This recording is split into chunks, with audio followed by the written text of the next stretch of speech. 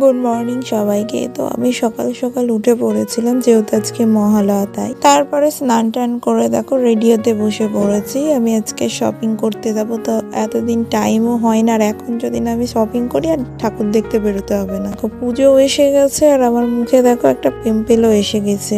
এই রোদে বাইরে বেরোবো আর সানস্ক্রিন মাখবো না, তাই কখনো হয়? তো দেখো বেশি বেশি করে ভরে ভরে আমি সানস্ক্রিন মাখছি, মুখে মাখছি, হাতেও আরো মাখছি, যাতে না ট্যান পড়ে যায়। আর ভাবতে পারছো এই গরমে যদি আমি সানস্ক্রিন না মেখে তাই আমার মুখের অবস্থা কি হবে। দেখো বাইরে বেরোবো আর একটু লিপস্টিক পরে বেরোবো না, এটা কি হয় কখনো? মেয়েরা সাজুক আর নাই সাজুক, লিপস্টিক তো পরে বেরোবেই। পর আমি বেলা ভিটার একটা পারফিউম ইউজ করলাম। এই যে রেডি সেডি হয়ে বেরিয়ে পড়েছি, রোদে মুখটা পোড়াতে কটা কি জামা কাপড় কিনবো তা তো জানি না, এটুকুনি জানি যে বাড়ি আসার পর আমাকে আর কেউ চিনতে পারবে না। তো আমরা ফার্স্টেই চলে গিয়েছিলাম ডায়মন্ড প্লাজায়। তো এখানে আমি কিছু জিনিস দেখার জন্য গিয়েছিলাম, তো গিয়ে দেখলাম কত সুন্দর ভিতরটাকে সাজিয়েছে। তারপরে গিয়েছিলাম স্প্ল্যানেডে। তো গিয়ে দেখি যা ভিড় এখানে, তো কি জিনিসপত্র কিনবো আমি।